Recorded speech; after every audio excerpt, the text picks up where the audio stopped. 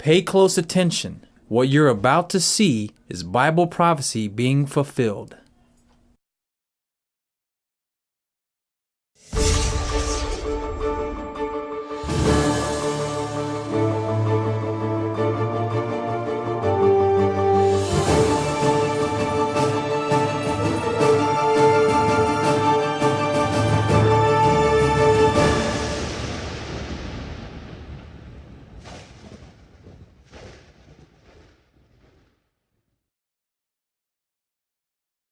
Welcome to YPN News, bringing you news as it relates to Bible prophecy. Well, today, Jeff, we're going to take a very close look at a man who's responsible for managing 3 million employees, fighting 3 wars, and stopping Iran from building a nuclear bomb. He is the Secretary of Defense, Leon Panetta, and in an exclusive interview with 60 Minutes' Scott Pelley, his qualifications for such a pivotal role in our national defense are being questioned. Now, having worked as a budget director and President Clinton's White House Chief of Staff, the 73-year-old former congressman thought that he would best be used to help with the economic crisis. But President Obama had other plans. Upon his election, he nominated Leon Panetta to be director of the CIA. Panetta had left the political scene 12 years earlier to go back to his home in Monterey, California.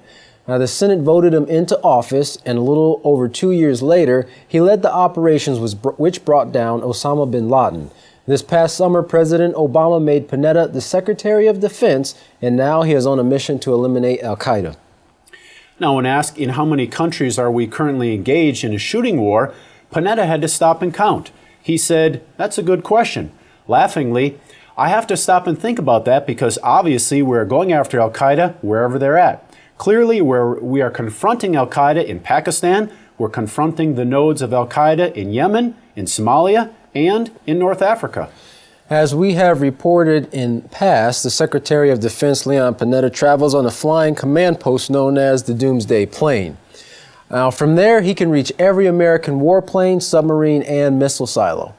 Panetta was asked if the president would reach him on this aircraft. He responded, "The president would reach me on this aircraft and very possibly be on this aircraft to be able to direct what happens in that situation." That situation being the exchange of nuclear weapons between the United States and another country.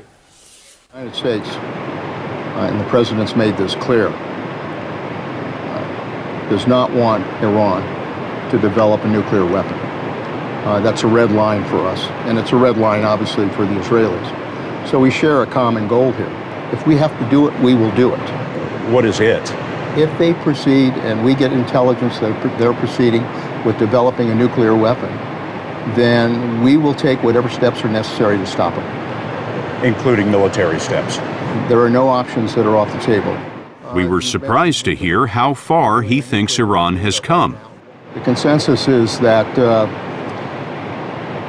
if they decided to do it, it would probably take them about a year to be able to produce a bomb, and then possibly another 1 to 2 years in order to put it on a deliverable vehicle of some sort in order to deliver that weapon.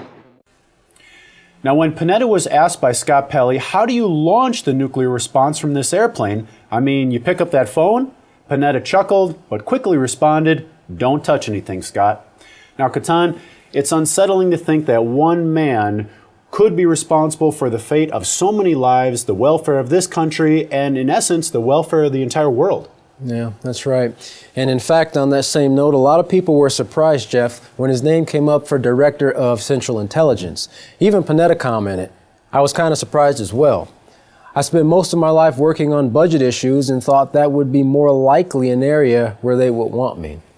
Obviously, other plans were in the works. Now, continuing along those lines of the looming wars in and around the great river Euphrates, Defense Secretary Leon Panetta also gave a very strong warning to Iran. Do not develop nuclear weapons. The U.S. will be ready to respond with an attack if it does. Now, this follows a report that Panetta received in which he believes that Israeli defenses will launch an attack within the next few months, adding to fears that the situation in the Middle East could spin way out of control. Out of control indeed. Iran's supreme leader, the Ayatollah Khamenei, made the boast to his country and the world in a public address that Iran would remove Israel like a cancerous tumor, and that the United States would pay tenfold for any attack on Iran. Now, this statement is in response to Israel's increasing pressure from Israeli officials who say Iran's nuclear program must be stopped or else Israel will attack it. Israel's Defense Minister Ehud Barak said of Iran, "We are determined to prevent Iran from turning nuclear."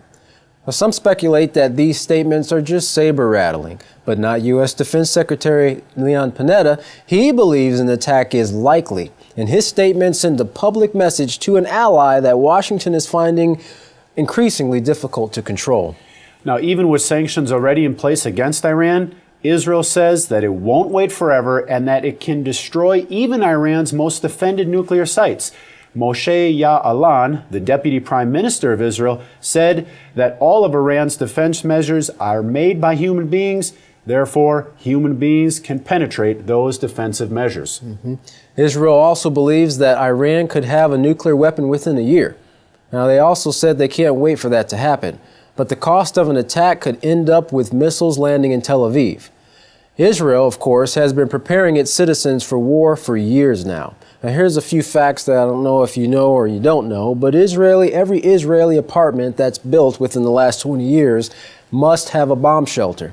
And every Israeli citizen, not just the military, are issued a gas mask. Most Israelis know that an attack from Iran will be primarily against Israel and not the United States. But not all Israelis agree that attacking Iran is a great idea. Of course, Washington is calling for patience, Israel says it's run out of it, and Iran is saying, don't even think about attacking us. Now, Iran recently showed off its missile capabilities by successfully launching a satellite into orbit. Again, Tehran is reminding the international community that its nuclear program is strictly peaceful and it has no intentions for producing nuclear weapons.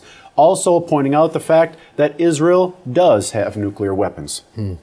Well, it's becoming clear every episode that the system that's guiding these nations are pushing for war and not for peace. Stay tuned as Yisrael Hawkins explains why these nations are angry, how you can escape, and the Bible prophecies that's being fulfilled in our generation. For all of us here at YPN News, I'm Katan Alexander. And I'm Jeffrey Heimerman. Thanks for joining us.